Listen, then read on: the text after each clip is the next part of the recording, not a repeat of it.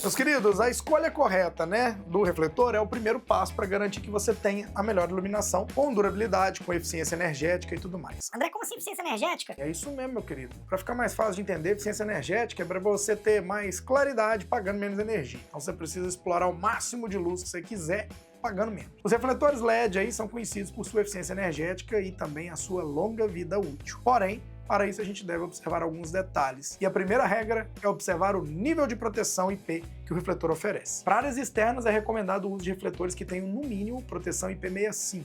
Isso garante que os refletores estarão totalmente protegidos contra poeira e suporta jatos d'água aí provenientes de uma mangueira de jardim, por exemplo. Agora, de nada vai adiantar você ter um refletor com proteção IP65 se ele for instalado de maneira errada, principalmente com relação à conexão. A segunda regra que a gente precisa observar em relação à potência do refletor. A escolha da potência vai depender não apenas da área que será iluminada, mas também do propósito de uso dessa iluminação. Aí algumas orientações. De maneira geral, em jardins e varandas utilizamos refletores com baixa potência, entre 10 e 30 watts. Já que esse tipo de iluminação aí é mais decorativo do que funcional. E a temperatura de cor ideal aí seria a temperatura de cor quente, entre 2.700 e 3.000 K ou Kelvin, né? E aí dá uma sensação de maior acolhimento. Agora, em garagens, em corredores abertos, em condomínios, por exemplo, aí a gente pode utilizar refletores que variam entre 50 e 100 watts. Já que conforme a NBR 8995, que é a norma que trata sobre iluminação, esses espaços eles precisam de 75 e 100 lux, respectivamente.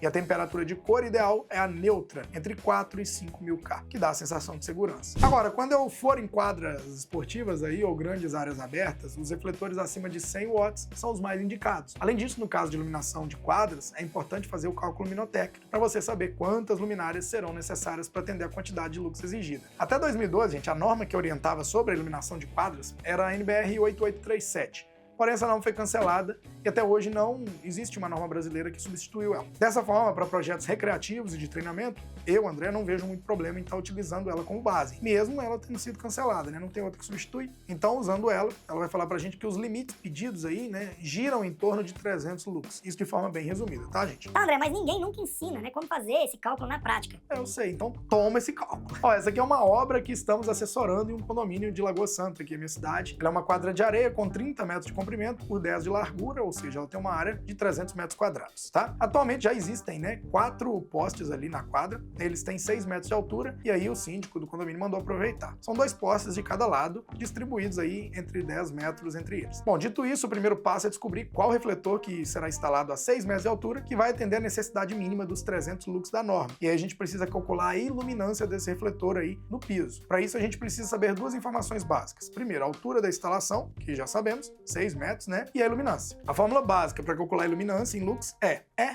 igual a L sobre D ao quadrado, onde E é a iluminância em lux, L é o fluxo luminoso em lumens e D é a distância entre a fonte de luz e a superfície iluminada em metros. Para essa obra, eu estou pensando em usar o refletor Tech Pro de 150 watts da Blumenau Iluminação, e aí consultando ao catálogo, né, dela nos dá um fluxo luminoso de 13.800 lumens. Substituindo aí os valores, então nós temos 13.800 dividido por 6 ao quadrado. Fazendo as contas, temos 384 lux. Como a gente precisa de no mínimo aí, né, gira em torno dos 300 lux, o modelo Tech Pro 150 vai me atender bem. Só que, André, quantos refletores que eu vou gastar, né? Porque eu preciso cobrir toda a área. Como é que eu calculo isso? Olha só, com uma área de 300 metros quadrados e uma quantidade mínima necessária de 300 lux, conforme a norma aí, é só multiplicar a área, 300 metros quadrados, vezes o lux, que é 300 lux. Daí nós temos 90.000 lumens para iluminar toda essa quadra aí, no mínimo 90.000 lumens. Agora, para eu saber quantos refletores serão necessários, basta eu dividir aí os 90.000 lumens por 13.800 lumens,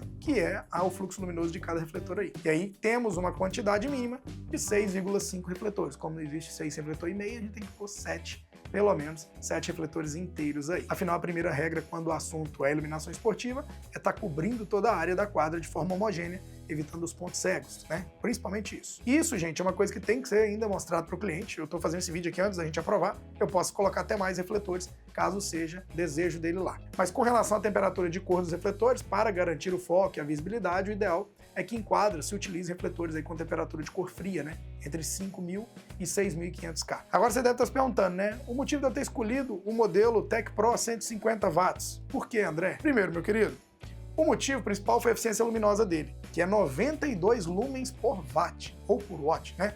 Assim eu uso menos refletores para obter uma iluminância suficiente que eu teria que estar usando outros refletores aí que tem menos eficiência. E é mais luz também, gastando menos energia, porque eu tenho praticamente 13.800 lumens com apenas 150 watts de potência. E turma, esse cálculo ele é simplificado ao extremo para se tornar algo mais didático e também útil para você replicar, tá? Esse cálculo vai dar certo na maioria dos casos aí. Só que a gente tem outros fatores para ser levado em consideração, né, que o projetista luminotécnico leva em conta, que ele é profissional nisso, como índice de reflexão de piso, né, paredes, se houver variação de altura e tudo mais. Porém, eu preferi resumir para dar ao menos um norte e ajudá-los a dimensionar obras menores e principalmente quadras abertas, que é o caso dessa. Então vai servir para quadrinha de areia, vai servir para alguma quadrinha, né, de concreto aí, alguma sintética, até mesmo algum campinho de grama. Na maioria das vezes você coloca aí. Lembrando, gente, que isso é a potência mínima, tá? Então a gente pode justamente descobrir, usar mais refletores caso a gente ache necessário. O mínimo para deixar bonito ali seriam 8 refletores. Dito isso, a terceira regra que a gente deve observar em um refletor é o ângulo de abertura do facho de luz. Para a gente cobrir grandes áreas, o ideal é que esse ângulo do refletor seja acima de 100 graus. Nos modelos da Blumenau Iluminação, a gente encontra a maioria aí a 110 graus e isso faz toda a diferença na distribuição da luminosidade. Como eu falei, evita muito ponto cego. E ó, anota aí, tá? Isso é de extrema importância, pois interfere na questão do ofuscamento. E sobre a oportunidade que eu falei também de se tornar um aluno VIP do curso de eletricista profissional da Engerhal, vai aparecer um quadradinho logo abaixo aqui, ó. Você clica nele e faça a sua matrícula. Vem se tornar um eletricista profissional certificado pela Engerhal. E assim, o que os alunos mais gostam desse curso é o suporte exclusivo via WhatsApp ou pela plataforma de ensino, que funciona de 9 da manhã às 9 da noite, de domingo a domingo, bicho. É todo dia que tem suporte. Suas dúvidas são tiradas praticamente na mesma hora. Por isso que eu recomendo o nosso curso, tá? É diferenciado.